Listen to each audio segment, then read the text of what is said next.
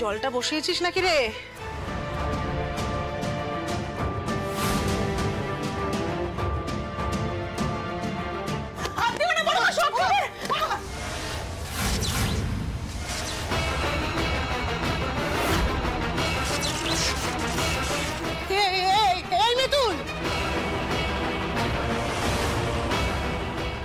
দিদির গলা না?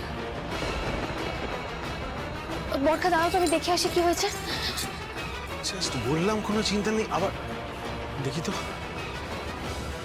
এই পুতুল, এই পুতুল, ময়ূর কি হয়েছে? ঠাকুরপো একটু আয়, একটু আয়। দিদি কি হয়েছে মিতুল? এই পুতুল, কি হয়েছে দিদি?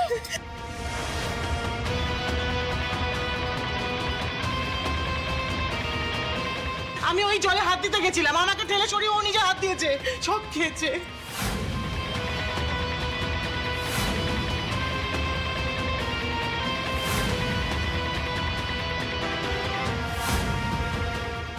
চালিয়ে যা মিতুল, ভালোই হচ্ছে নাটক।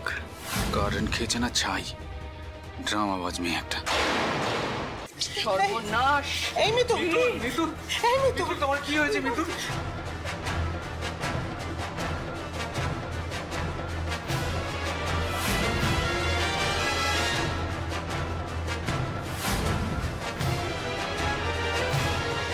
মিতুলের এসব বস্তা পচা সস্তা নাটক আর ভালো লাগে না।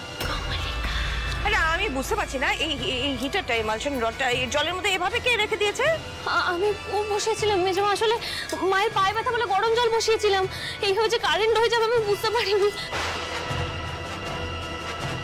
ও, এই জন্য মিতুলের এই নাটক।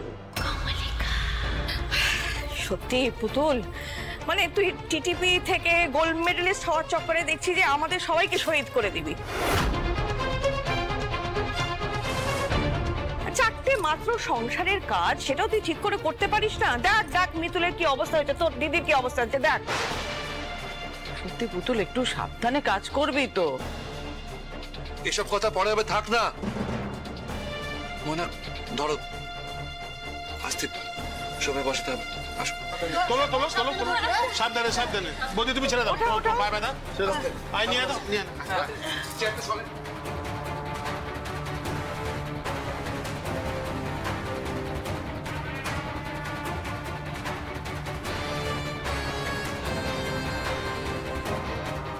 ওর জন্য একটু গরম দুধের যদি ব্যবস্থা করা যেত খুব ভালো হতো। দাঁড়িয়ে কি দেখছিস পুতুল, যা না, দুধটা গরম করে নিয়ে আয় তাড়াতাড়ি।